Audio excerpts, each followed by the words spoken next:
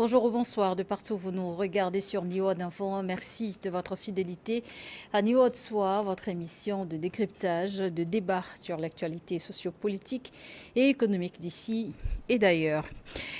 Baisse progressive des tensions au Sénégal où le bilan est passé à 16 morts ce week-end après des heures depuis la condamnation jeudi dernier de l'opposant sénégalais Ousmane Sonko à 2 ans de prison. Pour en parler, je reçois pour le décryptage de l'actualité, de cette actualité au Sénégal, l'éditorialiste Mamadou Diouf. Bonsoir et bienvenue.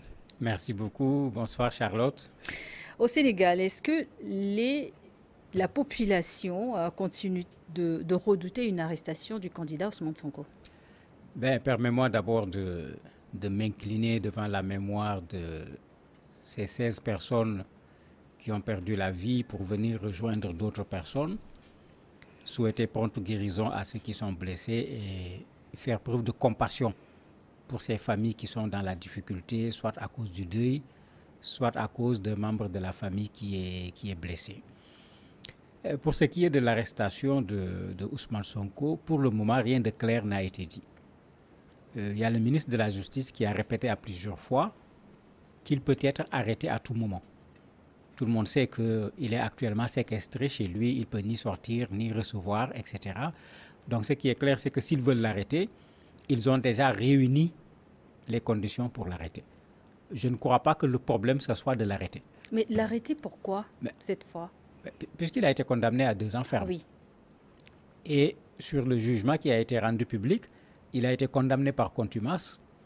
Donc, s'il ne se fait pas prisonnier lui-même, il n'est pas en mesure de faire appel. Oui. Donc, pour ce qui le concerne, le procès est fini. Puisqu'il a été condamné par contumace, sauf s'il se fait prisonnier lui-même. Mais à partir de ce moment, s'ils décident de l'arrêter, ils peuvent l'arrêter. Mais je ne crois pas que le problème, c'est l'arrestation. Le problème, c'est les conséquences. Et j'espère qu'ils réfléchiront le nombre de fois qu'il faut avant de l'arrêter. Parce que sur la base d'une simple condamnation à 2 ans, sans qu'il ne soit arrêté, sans qu'il ne soit en prison, on a mis le Sénégal sens dessus, sens dessous. J'espère qu'ils prendront le temps de réfléchir avant de l'arrêter. Mamadou Diouf, est-ce que vous estimez qu'une arrestation nouvelle d'Ousmane Sonko peut exacerber la situation actuelle? Mais c'est extrêmement clair. Ce qui s'est passé au Sénégal n'a rien à voir avec le procès. Je le répète tout le temps sur ce plateau. Dans ce procès, tout le monde savait depuis fort longtemps que la thèse du viol ne tient pas la route. S'il n'y a pas eu viol, qu'est-ce qui s'est passé entre Adji Sarr et Ousmane Sonko? On n'a jamais eu quelque chose de clair. Les gens ont soupçonné qu'il y a eu un contact sexuel, de sorte que même parfois certains de ses proches, en parlant sur le terrain juridique, disaient aux gens « faisons du droit, ne faisons pas de la morale ». Je crois que l'indication était très claire. Quand on dit faisons du droit, ne faisons pas de la morale, c'est écarter le viol. Et puis quand on écarte le viol, il n'y a plus de quoi pouvoir véritablement le poursuivre. Sauf que bon, cet article 324 nous a tous surpris parce que ce n'était pas dans la tête de bien des juristes, à plus forte raison, nous autres qui ne le sont pas. Donc il faut dire les choses clairement. Ce procès, tout le monde savait. Parce que c'est ça qui est curieux. Tout le monde savait qu'une condamnation qui entraîne une inéligibilité de Ousmane Sonko risquait de se traduire par des manifestations. Je ne crois pas qu'il y a un seul Sénégalais qui ne le savait pas. Malheureusement, on a alerté sur ce plateau. D'autres l'ont fait. La Ligue des imams et prédicateurs du Sénégal a écrit depuis mars pour dire aux gens, là où nous allons, on va vers le chaos, arrêtez cette façon de faire monter les enchères politiques. Mais ni le pouvoir, mais ni Sonko et son camp n'ont écouté, parce qu'il faut le dire clairement. C'est vrai, le président de la République est le premier responsable, puisque c'est lui le président du Sénégal, il faut qu'il accepte, il faut qu'il ait le dos large. Il est le premier responsable parce que cette question du 3e mandat, j'ai dit ici plusieurs fois qu'il parle. J'ai même dit après 2021, c'était trop tard. Parce que s'il parle, on va dire c'est à cause de la pression, c'est à cause de ceci. Actuellement, c'est devenu pire. Même s'il dit je ne suis pas candidat, il a raté sa sortie. S'il dit je suis candidat, il ratera davantage sa sortie. Il a perdu. M. Sonko également a perdu. Parce qu'il n'y a pas eu viol, c'est vrai, mais tout le monde soupçonne qu'il s'est passé quelque chose qui, moralement, est condamnable. Mais mieux... Il aura raté sa sortie. Vous estimez que le président Macky Sall aurait dû se prononcer, aurait pu se prononcer sur la question un peu plus tôt? Plus tôt, beaucoup plus tôt. Il a raté sa sortie. Parce que s'il dit aujourd'hui, je ne suis plus candidat, Mais on lui reprochera de ne l'avoir pas dit plus tôt et d'avoir laissé 30 Sénégalais au moins perdre la vie avant de le dire, alors qu'il ne lui coûtait absolument rien de le dire. Et même quand vous voyez les interventions, les médiations, mais ce que les gens disent, c'est qu'il faut qu'il parle. Et dans ce qu'il dit, finira par parler? Il est, en fait, dans une république, il est obligé de parler. On ne peut pas être le président de la République d'un État. On a mis le pays sens dessus, sens dessous. Des Sénégalais sont morts. Seul avec la Croix-Rouge, il y a 357 blessés, parmi lesquels 78 qui sont des blessés graves. Je ne parle pas de ceux qui ont été amenés à l'hôpital par leurs propres parents. Mais quand tu es le président de tous les Sénégalais, il est le président de ses morts, il est le président de ses blessés. C'est lui qui doit le premier présenter les condoléances aux familles qui sont éplorées, les encourager, leur remonter le moral. Mais dans un pays normal, avec un seul mort par balle dans des conditions aussi terribles, vous voyez le président de la République réagir. Il doit réagir. Ce n'est pas qu'on doit être dans une posture de lui dire, Monsieur le Président, s'il vous plaît, réagissez. Il doit réagir et il doit cela aux Sénégalais. D'autant plus que de sa réaction, on attend également d'autres éléments qui peuvent aller dans le sens de l'apaisement. Pas dans la situation actuelle où il n'y a certes pas de grosses manifestations, mais la tension est là. Et cela est tellement vrai que les Sénégalais ont préféré garder leurs enfants à l'école. Certaines écoles ont dit aux parents, n'amenez pas vos enfants. Les commerces ne sont pas totalement ouverts puisque chacun se dit à tout moment, ça peut recommencer. Mais ça veut dire que le problème est très loin d'être résolu. D'autant plus qu'on parlait tout à l'heure de l'arrestation ou pas. Tout le monde se demande s'il est arrêté, qu'est-ce qui va se passer à nouveau. Mamadou Diouf, vous êtes éditorialiste. Comment expliquer le silence du président Macky Sall dans ces situations? Lui-même, il y a quelques années, avait formulé les mêmes reproches à son prédécesseur Abdoulaye Wade sur la question d'un troisième mandat qui avait justement amené le pays à vivre des périodes de troubles. Comment expliquer que lui, à son tour, également, ne situe pas son peuple? Pour être franc, je ne suis pas sûr que je peux l'expliquer. Puisque les vidéos sont là, ça circule. Et curieusement, dans une des vidéos très courtes, il disait clairement, si Wade persiste pour le troisième mandat, on va bloquer le pays. C'est lui-même qui parle. Mais le Sénégal est bloqué. Et le Sénégal est bloqué, non pas parce que Sonko est condamné, mais parce qu'il y a cette question du troisième mandat. Si le président avait parlé à temps, la condamnation de Sonko fera moins d'effet parce qu'il n'y aura pas cet effet cumulatif. Troisième mandat, condamnation de Sonko, inéligibilité de Sonko. C'est cet effet cumulatif qui explique également cette forme de manifestation qui, il faut quand même le dire, est à condamner. Moi, je condamne fermement ce qui s'est passé au Sénégal. Une manifestation politique est une manifestation politique.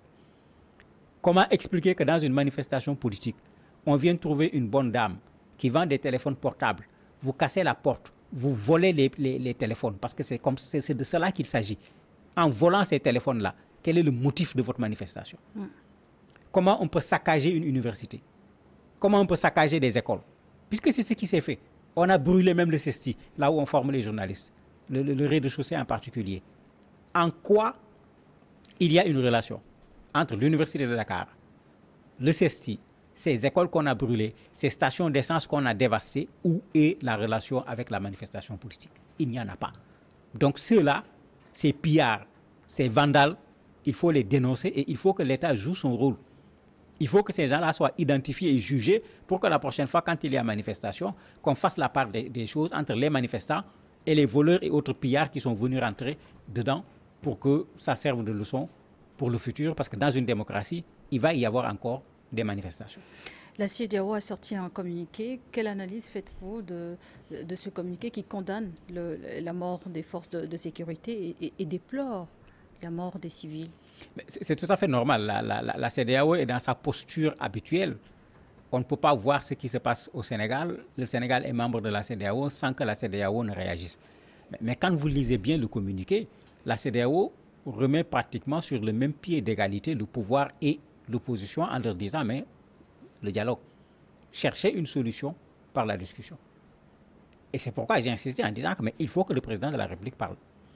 Mais il faut également que Sonko parle. Parce que tous les deux sont responsables de la montée de la tension au Sénégal. On a vu le président et son camp dire tout le temps. Monsieur Sonko a signé à résidence surveillée. Est-il autorisé à se... Ben, il peut se prononcer. On est au Sénégal avec les méthodes modernes qui existent. Plusieurs fois, on l'a ramené chez lui, on l'a empêché de sortir et il s'est prononcé. Et pendant ce temps, la connexion Internet est coupée. Oui, mais sur les réseaux sociaux. Avec tout ça, il est possible de faire en sorte qu'il parle parce qu'on a besoin qu'il parle pour qu'on apaise. Puisque de tout temps, à chaque fois que ceux du pouvoir... Mais quel effet pourrait avoir une sortie de M. Sonko dans une pareille situation? C'est la désescalade. Puisque quand le pouvoir disait « force restera à la loi », Sonko et ses partisans disaient tout le temps « force restera au peuple ». Lors de sa dernière caravane en quittant la Casamance pour venir, il avait appelé ses troupes à venir à Dakar où on va faire le dernier combat.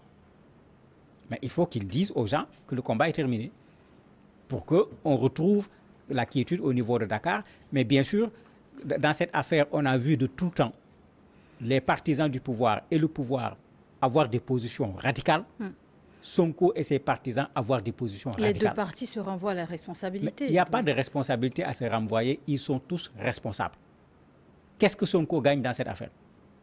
Il va aller au pouvoir en marchant sur 30 cadavres. Qu'est-ce que Macky gagne? Il va maintenir son pouvoir en marchant sur 30 cadavres. Mais personne parmi eux n'a gagné. Mais le malheur, c'est que c'est le Sénégal surtout qui a perdu. Parce qu'eux, ils n'ont pas perdu grand-chose. Même s'ils n'ont pas gagné, ils n'ont pas perdu grand-chose. Ceux qui ont perdu des proches, ceux qui ont leurs proches couchés à l'hôpital, ceux qui ont leur commerce dévasté alors qu'ils se sont débrouillés tout seuls pour monter leur commerce, mais ce sont ceux-là qui sont les véritables perdants. Le Sénégal également est perdant parce que le pays est bloqué depuis jeudi. Ça nous coûte à peu près 70 milliards de francs par jour sur l'argent qui est comptable. Je ne parle pas de tout ce qui est informel, qu'on ne parvient pas à quantifier parce que ça ne rentre pas dans le cadre de ce qui est officiel. Il n'y a pas de traçabilité. Mais ça suffit. Il faut le dire clairement, ça suffit. Et le ça suffit doit s'adresser aussi bien au pouvoir, à ses souteneurs, à Sonko et à ses souteneurs. Le Sénégal n'appartient ni à l'un ni à l'autre, encore moins aux deux ensemble. Le dialogue politique en cours trouvera-t-il solution à la crise actuelle? Le dialogue est faussé depuis le départ. Sonko n'est pas dans le dialogue. L'essentiel de Yewwi Askan Wi, c'est-à-dire la coalition la plus importante de l'opposition, n'est pas dans le dialogue. D'autres partis d'opposition qui ne sont pas dans Yewwi Askan Wi ne sont pas dans le dialogue. D'habitude, quand on dit dialogue, on met en face deux personnes qui ont des problèmes. Comment on évite les deux personnes qui ont des problèmes? On organise un dialogue sans ces personnes, mais le problème n'est pas réglé. C'est pourquoi, comme l'a dit quelqu'un, même si ce dialogue aboutissait, il y aura encore un autre dialogue. Et maintenant, imaginez ce qui se passe. Ce dialogue, le président en parle la veille, le lendemain, vous voyez les manifestations, mais ça veut dire que le dialogue n'était pas pertinent, parce que s'il était pertinent, le fait même qu'on ait lancé le dialogue aurait dû apaiser la situation du Sénégal. Si ça ne l'a pas apaisé, c'est que sur le dialogue, on n'était pas en train de régler les problèmes que les Sénégalais posent véritablement sur la table. Et c'est ça qui fait que l'ouverture du dialogue la veille du procès n'a pas pu empêcher les manifestations. Et ce lundi, après des jours de tension, comment est la situation au Sénégal? Très difficile. Très difficile parce que acheter du carburant, par exemple, est devenu un problème. Puisqu'on n'a pas seulement vandalisé les stations d'essence, on a tout cassé. Les gens ont des problèmes aujourd'hui, non pas parce qu'il n'y a pas de carburant, mais tu ne trouves pas de station. Trouver quelque chose est devenu un problème, pas seulement le carburant, puisque chacun se pose la question, si j'ouvre mon commerce, si j'ouvre mon entreprise, est-ce que je ne risque pas moi aussi de subir l'assaut de ces pillards et de ces voleurs qui se sont mêlés aux manifestations? Mais il y a surtout autre chose, c'est la psychose. Les Sénégalais s'interrogent sur demain. Et demain de façon immédiate, pas demain de façon éloignée, puisque certains partisans du pouvoir continuent à dire non, il faut attraper Sonko, le mettre en prison. D'autres disent non, il faut même interdire le parti. C'est un parti terroriste, il faut tous les mettre en prison. Vous avez deux ministres qui sont sortis, le ministre Mame Mbaye Niang, avec qui il avait eu des problèmes pour ce qui concerne la diffamation, qui dit aux jeunes, organisez-vous dans les quartiers, défendez-vous, défendez vos biens. Mais est-ce qu'on est en train d'aller dans le sens de l'apaisement avec de tels discours? Oui, au même moment, de l'autre côté, le PASTEF, également le parti d'Ousmane Sonko, appelle justement à intensifier les Sénégalais à se défendre par tous les moyens et à riposter. Mais c'est pourquoi j'ai dit tous sont responsables.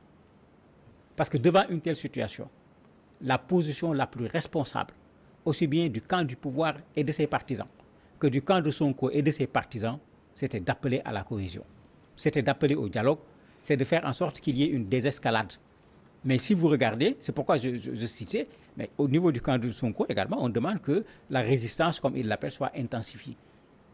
Mais ça veut dire que malgré des démarches, parce qu'il y a des démarches, il y a des médiations qui se font, c'est ça la réalité du Sénégal. Au niveau national, maintenant, en dehors du Sénégal, la CEDEAO, par exemple, quel rôle peut jouer cette institution pour ramener une forme de sérénité au Sénégal? Je ne conseillerais pas à la CEDEAO de venir au Sénégal. Pourquoi? La CEDEAO n'a qu'à tirer la leçon de ce qui s'est passé au Burkina. Ou quand ils sont venus pour faire de la médiation, ils sont restés à l'aéroport. Parce que les populations ont manifesté pour qu'ils ne viennent pas. Ils n'ont qu'à tirer la leçon de ce qui s'est passé au Togo avec leur médiation. Ils n'ont qu'à tirer la leçon de ce qui s'est passé au Mali avec leur médiation.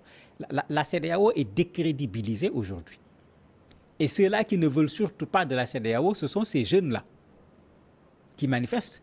Ce sont ces jeunes-là qui sont derrière son coup.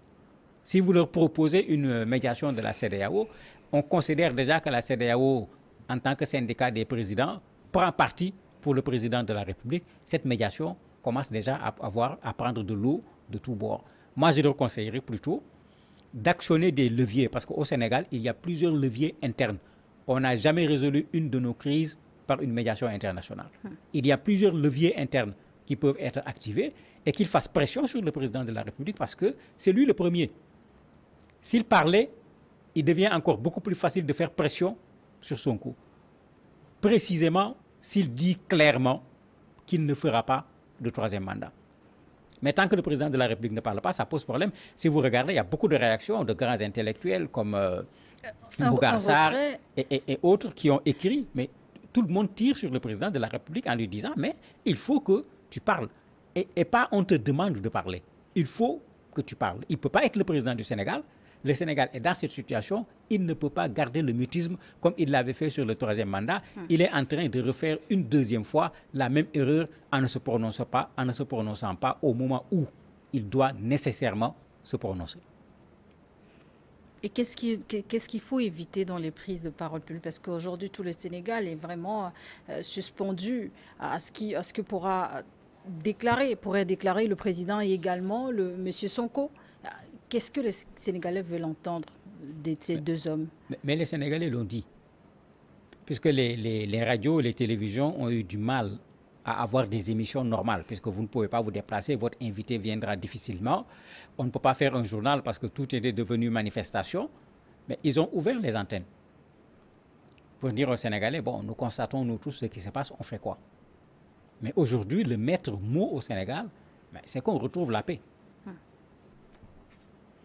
Et malheureusement, comme je le disais au départ, tout le monde savait.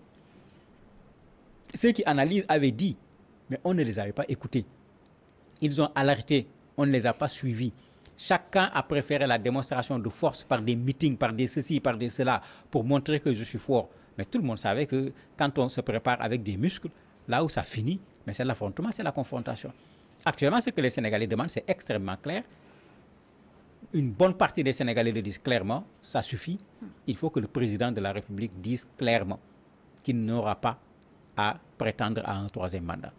Mais ils disent clairement également, il faut que Sonko se prononce clairement en demandant à ces gens d'arrêter ces manifestations. D'ailleurs, ça entache aujourd'hui le PASTEF. Le PASTEF commence même à s'éloigner de ces pilleurs et de ces vandales en disant que ce ne sont pas des membres de PASTEF. Bon, on ne peut pas savoir dans ces conditions. Si la police fait son travail avec les personnes qui ont été arrêtées et tout, on pourra demain savoir qui était qui dans cette affaire. Mais les Sénégalais sont inquiets également. Il y a eu déjà plus de 500 arrestations parmi les manifestants. Oui, ça dépasse 500 arrestations. Puisque même avant ces manifestations, il y avait déjà plus de 500 personnes qui ont été arrêtés, qui sont souvent des membres ou des sympathisants de PASTEF, parce qu'ils ont dit, si vous emprisonnez Sonko, si vous l'empêchez d'être candidat, le pays va brûler. On a arrêté des gens à cause de ça. J'ai mon ami Oussad Hassan Sek qui a été arrêté parce qu'il l'a dit. Mais ceux qu'on a arrêtés parce qu'ils l'ont dit, mais ceux pourquoi on les a arrêtés, c'est ce qui s'est passé. Mais si M. Sonko est arrêté, c'est parce qu'il est condamné par la justice. Oui, mais M. Sonko n'a jamais fonctionné sur le terrain de la justice durant toute cette affaire. Il a tout le temps fonctionné sur le terrain politique. C'était sa stratégie. Vous ne l'avez pas vu s'intéresser à l'aspect juridique de la chose, mais plutôt à l'aspect politique. On veut m'empêcher d'être candidat. Et c'est comme ça qu'il a, entre guillemets, gagné ce combat par rapport au président de la République du point de vue de la communication, en faisant en sorte qu'une bonne partie des Sénégalais acceptent cette thèse du complot, au lieu de regarder la question également d'un point de vue juridique pour savoir est-ce qu'il est coupable ou pas. Mais malheureusement, on l'a suivi sur ce terrain. Finalement, les Sénégalais parlaient plus de complot que d'une question juridique. À la condamnation, ce qui intéressait les Sénégalais, ce n'était pas la condamnation, mais c'était est-ce qu'il sera éligible ou pas, puisque ça, c'était une confirmation ou pas du complot. Mamadou Diouf, une forme d'accalmie règne depuis ce lundi sur le Sénégal. En tant que Sénégalais, êtes-vous inquiet de l'évolution de la situation dans le pays? Oui, je suis inquiet. Parce que hier soir, le ministère de l'Intérieur, à travers la police nationale, a fait une sortie montrant des vidéos que nous autres journalistes, on avait déjà vues, où parmi les manifestants, il y a des gens qui portaient des armes et la vidéo les montre en train de tirer. On les a vus. La question c'est qui sont-ils? Bien sûr, qui sont-ils? Pas seulement qui sont-ils, puisque le ministre de l'Intérieur, pendant plusieurs moments, a dit qu'il y a des groupes obscurs derrière. À un certain moment, il a même dit qu'il y a des étrangers. Et ce jour-là, la police a dit qu'effectivement, il y a des étrangers et qu'ils en ont même arrêté certains. Mais bien sûr, nous, en tant que journalistes, on ne prend pas de l'information servie. On veut voir cet étranger. On veut savoir de quelle nationalité il est. On veut savoir comment il est venu au Sénégal, pourquoi il a participé à la manifestation. Mais les journalistes ont fait leur travail d'équilibre également en leur rappelant qu'il y a des milices de leur côté qui ont également été filmées par les manifestants, qui détenaient des bâtons et qui portaient des cache-nez alors que, bon, Covid n'est plus là. Ils ne l'ont pas porté pour Covid, c'est plutôt pour se cacher un peu le visage. Mais ça n'a pas empêché à des Sénégalais de pouvoir reconnaître certains parmi eux. Et c'est cette surenchère-là qui m'inquiète, moi. C'est-à-dire à l'heure où il faut arrêter cette surenchère pour que ces pays puissent recontinuer à fonctionner de façon normale et qu'on trouve un terrain pour s'asseoir, discuter et régler le problème politique. Je dis bien régler le problème politique. Les gens sont en train de continuer à s'enfoncer dans l'accusation de l'autre pour faire en sorte que tout le malheur du Sénégal, que soit ça soit le camp du président de la République, soit ça soit le camp de Sonko, tous les deux camps sont responsables de la situation dans laquelle nous sommes parce que ce sont ces deux camps qui nous ont menés à cela et on les a vus pousser les gens à aller vers cette confrontation-là. Il ne faut pas aujourd'hui, parce qu'il y a des morts, que chaque camp veuille se dédouaner. Chaque camp porte la responsabilité de la trentaine de morts qu'on a connues au Sénégal dans cette affaire. Depuis le Togo, nous souhaitons un retour de la paix au Sénégal. Merci beaucoup, Mamadou Diouf, d'avoir voulu ajouter... Comme vous dites que vous souhaitez la paix, j'allais dire tout simplement que Dieu vous entende. Amina, merci beaucoup. Mamadou Diouf d'avoir accepté répondre à nos questions. Je rappelle pour nos téléspectateurs que vous êtes éditorialiste. Merci à vous également de nous avoir suivis. On va marquer une courte pause pour retrouver notre invité du jour.